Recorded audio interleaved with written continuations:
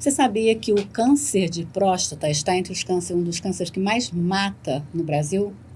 Pois é, mas isso pode ser diferente se diagnosticado precocemente. Então, nós estamos aqui hoje, no Quero Saber de hoje, conversando sobre o câncer de próstata, para a gente, em comemoração, né, pelo dia de conscientização do mês de cuidado do homem, não só do câncer de próstata, mas mesmo cuidado do homem.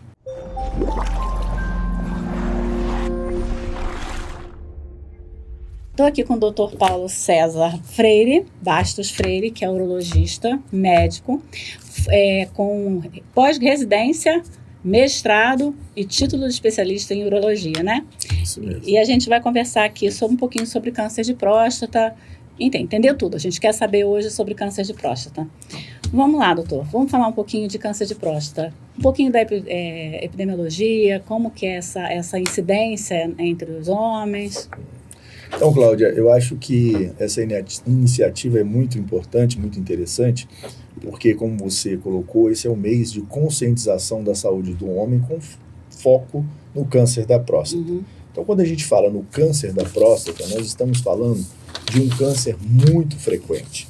Para nós termos aí mais ou menos uma ideia, 1 de cada 6 homens, durante a sua vida, vai apresentar um câncer de próstata. E 1 de cada 36 vai morrer do câncer da próstata. Uhum. Então, isso faz com que esse tipo de câncer seja um câncer muito frequente e também seja um câncer que mata muito. Uhum. Mas, ao mesmo tempo, o câncer da próstata, quando detectado precocemente ou quando diagnosticado precocemente, a gente vai ter aí 90% dos pacientes que são submetidos a uma detecção precoce com um diagnóstico precoce, eles vão ter a possibilidade de cura desse câncer. Uhum. Nós vamos ver que o câncer da próstata, ele é um câncer, que tem alguns fatores, que são chamados fatores de risco. Eu acho que isso é muito importante também, a gente ter um fator de risco. O que é um fator de risco? O fator de risco é quando a gente tem determinados fatores que fazem com que as pessoas, que têm esses fatores, eles têm mais chance de desenvolver uma doença. Uhum. Então, no câncer da próstata, a gente vai ver que esses fatores estão presentes. Uhum. Quais fatores seriam esses? O primeiro fator é a idade.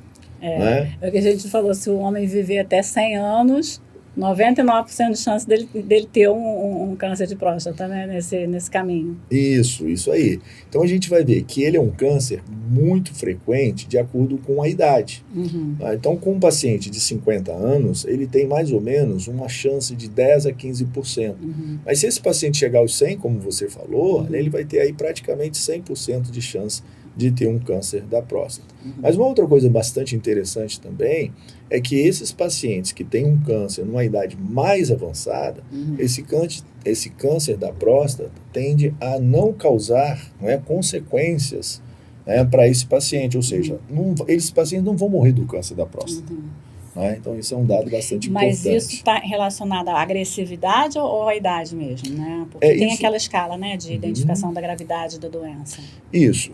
Realmente tem a questão da gravidade, Então, se você pega uma doença com o que a gente chama uma célula indiferenciada, esse paciente ele realmente tende a ser mais agressivo, esse câncer.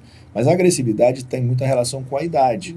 Então, um paciente mais jovem, ele tende a ser mais agressivo. Num paciente uma faixa etária mais avançada, ele tende a ser menos agressivo.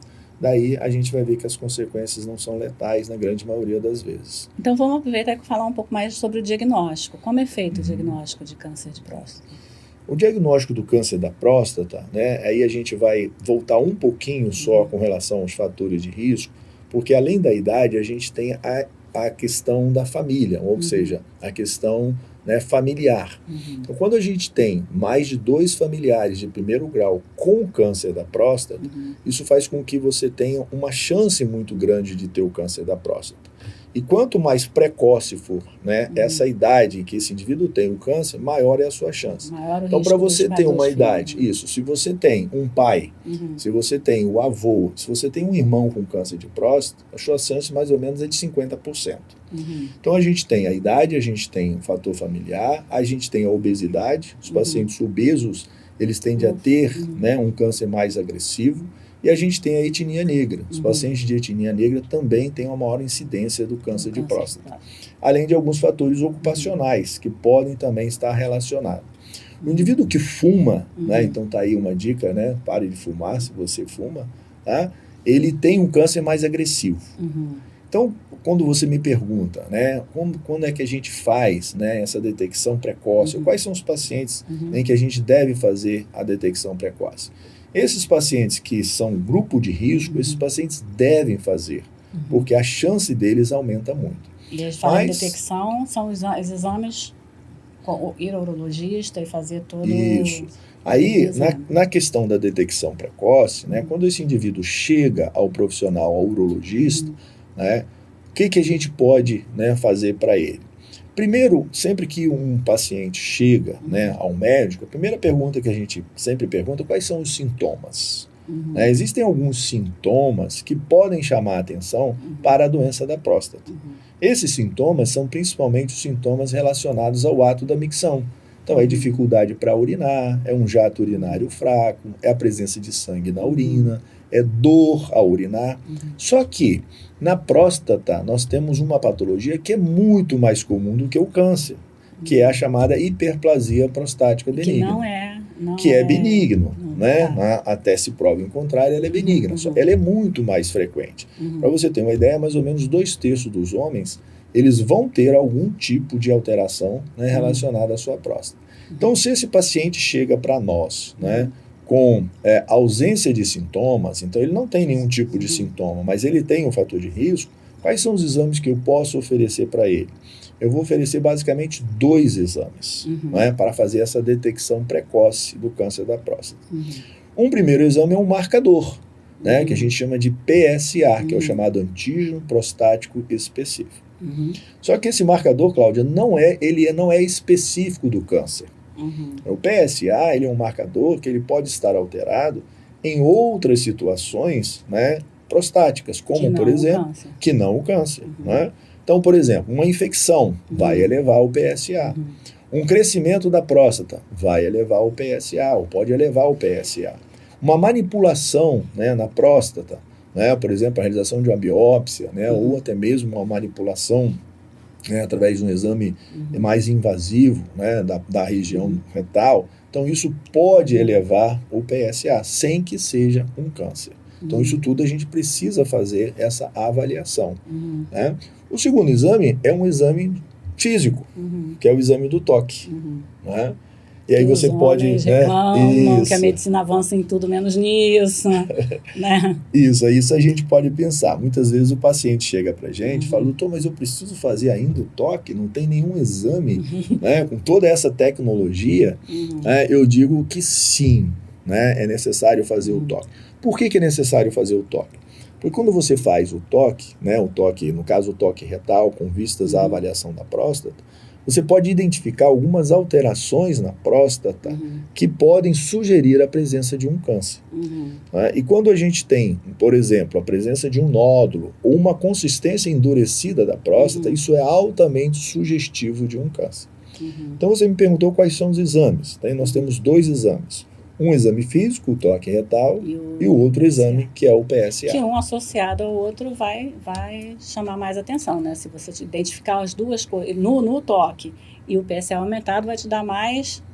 Vai me dar mais subsídio para eu ter, né, provavelmente, né, a presença de um câncer de próstata.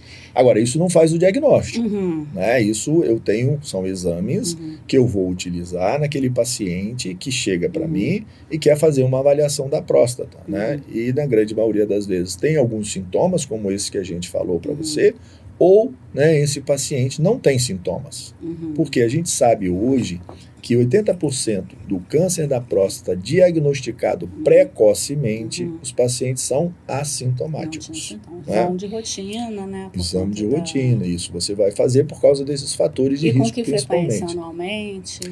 Isso, aí vai depender um pouco da faixa etária. Como nós estamos falando de um câncer, né, que está diretamente ligado à faixa etária, quanto maior a faixa etária, maior seria essa incidência. Então, por exemplo, aos 50 anos de idade, você pode fazer a cada 2 anos.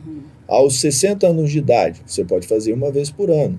Acima dos 65, você pode fazer de 6 em 6 meses. E, é claro, vai depender também, né, do que a gente falou dos fatores de risco. Familiares, porque é importante, Cláudia, fatores. isso, é importante que esses exames sejam feitos de maneira periódica. Porque eu tenho alguns pacientes, né, que chegam para mim e falam, doutor, eu fiz um exame, né, em 1998. Né, e agora está em 2023, né, eu vim fazer de novo. Bom, agora passaram-se praticamente 6 anos, então, né, e durante esses 6 anos você pode ter desenvolvido uma lesão, você pode ter desenvolvido um câncer. Então, a periodicidade é importante, né, em qualquer tipo de câncer, e o câncer da próstata não é diferente. E como é feito esse diagnóstico? Você já falou do que vai indicar o diagnóstico, mas o que de fato fecha o diagnóstico? Então, o diagnóstico de um câncer ele é feito através do estudo anatomopatológico, né, no caso da peça em questão. Da biópsia, então, no caso, é a próstata. Né? Então, a gente vai fazer uma biópsia da próstata. Hoje, Cláudio, com o avanço, né, da tecnologia, a gente tem um grande aliado, que é a ressonância nuclear magnética. Então, se a gente puder fazer, né, se o paciente tem ali uma alteração do PSA e ou do toque retal, a gente vai fazer uma ressonância, porque a ressonância ela pode mostrar alguns focos, né? Então ela pode mostrar pequenas lesões. E essas lesões, né, elas vão ser alcançadas através da biópsia com mais precisão. Para você ter uma ideia mais ou menos, imagina uma laranja, né? A próstata seria uma laranja. E você tem o caroço da laranja. Né? A gente faz a biópsia, né, na laranja, mas a agulha de biópsia pode passar do lado do caroço e você não fazer você precisa ver o câncer. caroço. Isso. Então, quando você faz a ressonância, você vai ver o caroço. Você vai conseguir identificar e aí exatamente onde exatamente, você identifica e aí com a agulha você pode ir direto nessa região. E aí a gente faz hoje, né, a biópsia que a gente fala, biópsia da próstata guiada pelo ultrassom transretal. Esse ultrassom transretal pode fazer uma fusão de imagem com a ressonância e você ter aí um exame mais preciso. Isso é feito em centro cirúrgico? Não, isso não precisa ser feito em centro cirúrgico. Isso pode ser feito, né, no ambiente ambulatorial. Então você pode fazer isso no ambiente ambulatorial. Claro que não é isento de risco, como qualquer procedimento mais invasivo, né, mas isso pode ser feito, né, no esquema ambulatorial, com um antibiótico preventivo. Né, então você faz uma prevenção com antibiótico e depois você continua, né, com antibiótico terapia pós-procedimento. Uma vez que você tenha retirado os fragmentos, esses fragmentos vão ser analisados pelo patologista. Aí o patologista vai te dizer, isso é um câncer ou isso não é um câncer. E o grau de gravidade, né? Isso, aí a gente tem o grau de gravidade. Como é que a gente faz o grau de gravidade? Isso é dado dentro de uma escala, né, o que a gente chama, né, da graduação de Gleason, né, que vai avaliar a arquitetura celular. E a gente tem o que a gente chama de score de Gleason. O score de Gleason é esse númerozinho que você falou aí, que a gente vai ter a escala. Então a gente vai ter a soma dos dois principais tipos, né, de lesões que a gente tem. Do tipo do que foi visto em que quantidade, né? Isso, do que foi visto em quantidade. Então, por exemplo, essa graduação ela vai de 1 a 5. Esse score, né, ele vai aí, né, no caso de 6, hoje é pontuado de 6 para cima, então de 6 a 10. Então, por exemplo, se você tem, né, um paciente com um adenocarcinoma usual da próstata, que é o principal tipo histológico, né, desse tipo de câncer, em que o score de Gleason é 6, então eu tenho uma soma de 3 mais 3. Né? Aquele em que tem mais quantidade e aquele em que tem, em segundo lugar, mais quantidade. Então, esse, digamos, é o mais bonzinho.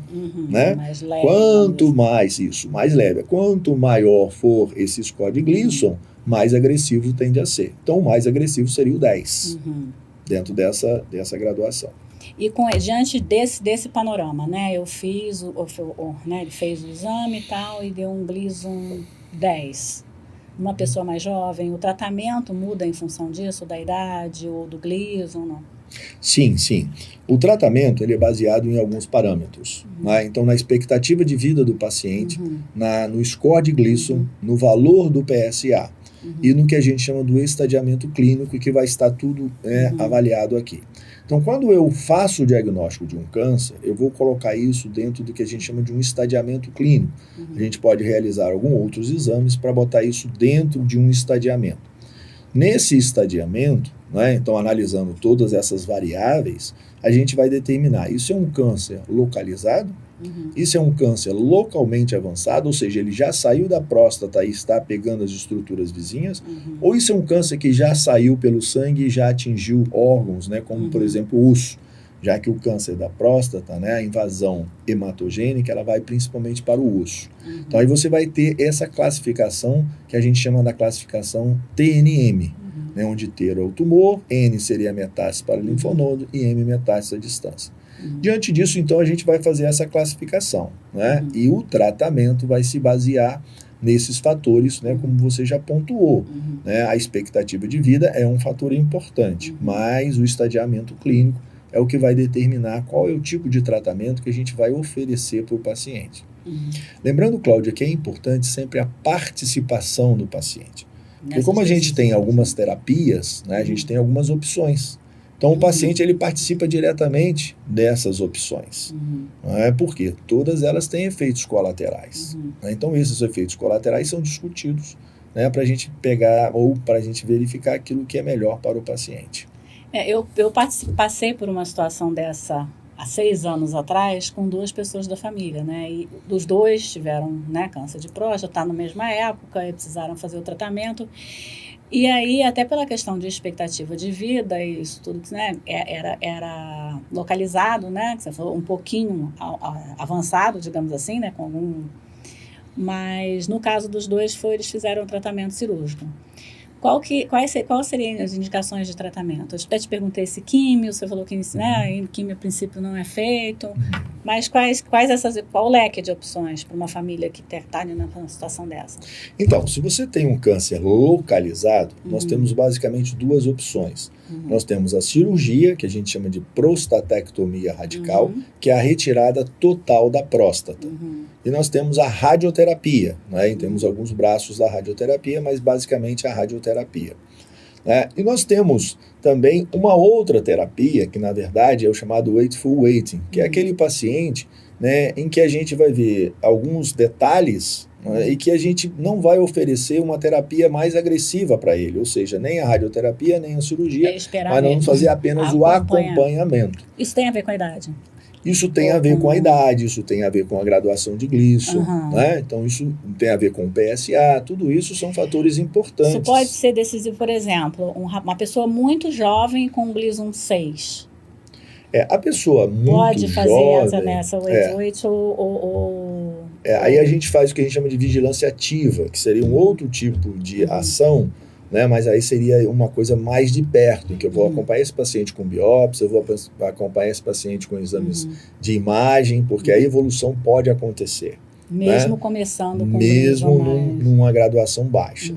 Como a gente colocou no início, um paciente mais jovem, né, que tem uma expectativa de vida muito grande, por exemplo, um paciente aí com 60 anos de idade, é importante que a gente ofereça algum tipo de terapia curativa para ele numa doença localizada. A vigilância ativa são casos de exceção. Agora, imagina que você tem um paciente, né, que chega para a gente com 85 anos de idade e que ele tem uma doença localizada, né, ele tem um score de Gleason 7. Então, esse paciente ele não vai, muito provavelmente, sofrer nenhuma consequência do câncer da próstata. Então, quando eu ofereço uma terapia para ele, né, e que essa terapia pode levar a efeitos colaterais importantes, é muito melhor eu acompanhar esse paciente no Wakeful Waiting do que oferecer uma terapia. Então, qual é a ideia? Risco, porque toda cirurgia tem risco. Exatamente. Né? Isso tem que ser pesado também. Principalmente, quanto mais idade, maiores os riscos da cirurgia também. Isso. Né? Por isso que a gente sempre olha o que é o melhor para o paciente. Né? É melhor eu te fazer uma terapia, né, em que você pode ter efeitos colaterais importantes e isso vai impactar na sua qualidade de vida, ou é melhor eu te acompanhar porque eu sei que essa doença provavelmente não vai progredir. E se porventura acontecer, né, uma progressão pequena, eu posso atuar de maneira mais efetiva. Então tudo isso no câncer da próstata é importante.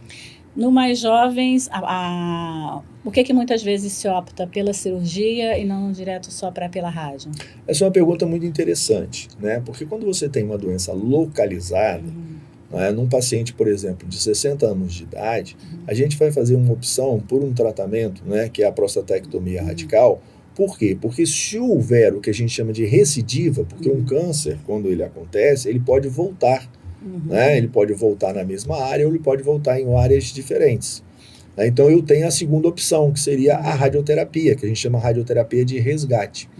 Quando eu faço uma radioterapia, né, esse paciente, se eu for fazer um procedimento cirúrgico, os efeitos colaterais eles são muito exacerbados. Então, as complicações são muitas. Exatamente, porque o tecido já vai estar fibrosado e tudo. E eu não posso depois refazer a rádio ou não? A radioterapia, eu tenho outras opções, né, que a gente pode fazer, tá? Então, a gente tem algumas opções, e aí você, como eu coloquei, tem que colocar nesse leque, né? E aí a gente tem algumas opções quando você falha, tá? Pontuais, né? Mas aí a gente passa para outros tipos de terapias que podem também ajudar esse paciente, né? E a questão do bloqueio hormonal associado à rádio? Isso é uma coisa muito importante também, né? O que a gente tem? Como o câncer da próstata, assim como o câncer de mama, ele é hormônio dependente, quando a gente tem uma doença em estágio avançado, que a gente chama doença metastática, ou uma doença localmente avançada, né, a gente pode fazer um misto de tratamento. Então, a gente pode fazer, por exemplo, a hormonioterapia seguida, né, da radioterapia ou hormonioterapia seguida da cirurgia, ou hormonioterapia, cirurgia e radioterapia, ou seja, a gente pode fazer esse misto da doença localmente avançada. Porque como ele é, né, hormônio dependente, qual a ideia da gente fazer a hormonioterapia? O hormônio aqui que a gente está falando em questão é a testosterona. A testosterona ela é produzida principalmente pelo testículo. Então, 90% da testosterona do homem é produzida no testículo, o outro na suprarrenal. Então, a gente bloqueando esse hormônio, né, a gente faz como se a gente desacelera o crescimento do câncer. Diminui o alimento. Né? Diminui o alimento. Isso. E como é que o homem fica com bloqueio hormonal? Como é que é a sua experiência com isso? Eu fico imaginando um homem na menopausa, mais ou menos isso, né? O homem a gente chama de andropausa. Mas né? Com esse bloqueio não deve ser fácil, né? Isso, não é fácil. A gente tem muitos efeitos colaterais. Quais são as modalidades que a gente pode fazer? Né? Eu vou simplificar aqui. Uma modalidade é você fazer a retirada do testículo, que a gente chama a retirada do estroma testicular. Nesse caso, é definitivo. Então, nesse caso, eu não tenho como voltar. O outro que é mais utilizado são medicamentos que podem ser utilizados para exatamente, né, inibir a produção desse hormônio. Então, isso é feito por ciclos. Então, eu faço durante um período, 1, 2 anos, depois eu tiro ele, então esse paciente vai voltar à produção hormonal. Né? Então, vai ser exatamente os efeitos colaterais realmente são muito grandes. Durante esse tempo. Isso, durante esse tempo ele vai ter os efeitos, mas eu tenho a opção né, de fazer a retirada, né, deste bloqueio e ele vai voltar então a produzir esses hormônios. Mas isso só em casos mais complicados, mais complexos, né? Isso Normalmente só não é indicado a hormonioterapia, para a hormonioterapia é indicada para a lesão metastática, né? Então a doença sim. metastática. Tá? Fazer então por exemplo, o caso que eu falei, né, na Nesse minha família, que teve uma recidiva e fez radioterapia, a associação com o hormônio, com o bloqueio hormonal, seria muito, né? Assim, a gente principalmente pensando nas idades, né? Que são pessoas com mais idade. A gente tem algumas opções sim, que podem incluir a hormonioterapia, mas não essa hormonioterapia que a gente dá, né, para a doença avançada, que seria um período muito prolongado. Essa seria uma por um período, né, que a gente fala pré-determinado, para que a gente possa ter uma melhor ação da própria radioterapia sobre esse paciente. Tá? Então, assim, na doença localmente avançada, a gente vai usar, né, uma quantidade pré-determinada desse hormônio, muito pouco tempo, enquanto que na doença avançada, aí sim, aí a terapia é a hormonioterapia, a terapia efetiva seria a hormonioterapia. E quimioterapia, quando que é indicado, em algum caso? A gente pode a quimioterapia hoje, ela pode ser indicada no câncer da próstata quando você tem a resistência à hormonioterapia. Então, quando você, numa fase mais avançada, né, em que esse paciente ele se tornou resistente ao que a gente chama castração, né, aí você pode lançar mão de algumas drogas quimioterápicas para prolongar. É que a gente vai falando, a gente está falando só das partes que parecem ruins, né? Mas fato é que ele diagnosticado precocemente, ele pode ter 90% de cura, né? Isso, então ele é um câncer que se diagnosticado precocemente, a gente tem aí uma chance de cura muito grande. E mesmo nesses pacientes que têm uma doença mais avançada, a gente consegue um controle muito bom da doença. Um bom manejo para que ele tenha uma qualidade de vida, né? E aí, de Isso, acordo melhor. com a idade, vai ter o tratamento de acordo com a idade da pessoa. Porque a gente Isso. pensa sempre, a gente vai falando, a gente tenta sempre encaixar uma solução igual para todo. Uhum. Mas não é, né? Dependendo da idade, dependendo da história familiar, depende de muita coisa e isso vai mudar. Isso, é um tratamento individualizado. Uhum. Né? Então a gente tem que pegar todos esses parâmetros e colocar, existem, né, alguns normogramas que podem ser utilizados para isso, né? Mas a gente pega esses parâmetros, vai analisar, vai colocar as opções para o paciente, então sempre de maneira individualizada. Mas assim, de uma maneira geral, o câncer localizado, você tem uma grande chance de cura.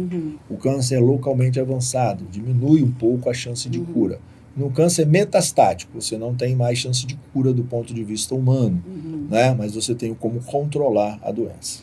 Então é importante, a partir dos 50 anos, dependendo do caso, procurar um urologista, né, para fazer a avaliação e voltar de 2 em 2 anos ou de ano em ano, de acordo com o que for definido pelo médico, né?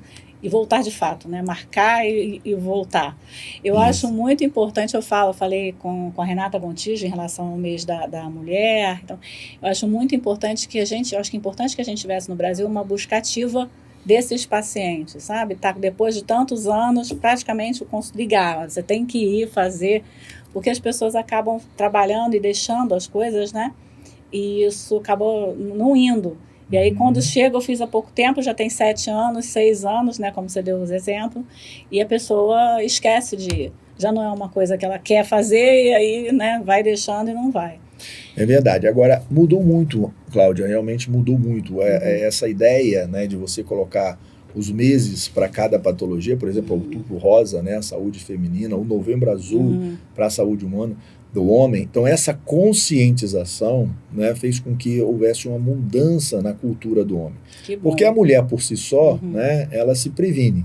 Né, tanto que a mulher vive 7 anos a mais do que o homem em função disso. Mais do que o homem, e ainda tem que ter o trabalho de fazer o homem se prevenir, Isso, né? Que exatamente. Normalmente a mulher, ela marca os dela e tem que marcar para o homem. Na verdade, a mulher é a que mais marca consulta para o homem. Né? Certo? Porque ela sabe da importância dessa prevenção. E a gente falou muito de câncer de próstata, mas tem outra coisa envolvida nesse Novembro Azul? Ou é basicamente o câncer de próstata mesmo? O foco é para o câncer da próstata, mas sem dúvida nenhuma, a saúde do homem como um todo, né, ela é importante. Então, o que a gente quer conscientizar a população masculina é que o homem precisa se cuidar mais. Então, ele precisa não só com relação ao câncer da próstata. Então, você que está nos ouvindo, né, homem ou até mulher que quer levar, né, aqueles queridos seus, né, para que ter uma vida com mais qualidade, então é importante que você faça exames periódicos, né, porque, por exemplo, você descobre um diabetes, né, uma hipertensão arterial. Então, são patologias que podem ser tratadas. Que são também ligadas à idade, muitas vezes, né? Isso. E à história familiar. E que interfere direto na qualidade de vida dos pacientes. Com certeza. Né? Então, a gente tem a disfunção sexual, a gente tem, né, outros tipos de tumores que podem atingir o homem. Né? A gente tem as doenças ejaculatórias, né, que atrapalham também na função sexual desses pacientes. Então, tudo isso pode ser detectado quando você faz uma avaliação. Quando procura o médico. Exatamente. Então, é para os homens, procurem mulheres, ajudem os homens, porque, como diz o doutor Paulo César, na maioria das vezes, quem marca a consulta é a mulher, né? Não é o homem. Verdade. Algum outro recado? Eu acho que um recado legal, né, é exatamente isso que a gente acabou de falar agora, né? É importante que a gente faça a prevenção, é importante que a gente, né, se você quer ter uma vida longeva com qualidade, né, eu acho que é importante você se prevenir. Então, o que a gente pode fazer? A gente pode ter uma noite melhor de sono, a gente pode ter uma alimentação melhor, a gente pode fazer atividade física, né? A gente pode não fumar, não beber. Então, tudo isso daí, viver com menos estresse. Né? Isso aí a gente talvez não consiga controlar tão facilmente, né? Mas as outras coisas já são mais fáceis. Isso. Então, o que depende de nós, né, é importante a gente fazer. Então, isso, muito obrigada. Eu só complementar aqui do seu currículo, né, que eu falei no início, além de Dr. Paulo César ser médico com residência, mestrado e título de especialista. Ele também é professor nas faculdades de Itaperuna, né, na Unig, na Faculdade de Medicina de Campos e na FAMESC, lá em Bom Jesus. Tá bom? Não é isso? Isso aí. Muito obrigada e até o próximo programa. Eu que agradeço. Obrigado, né, por essa oportunidade, né, de estar divulgando essa campanha tão importante, a campanha de conscientização do homem Novembro Azul. Muito obrigada. Um abraço.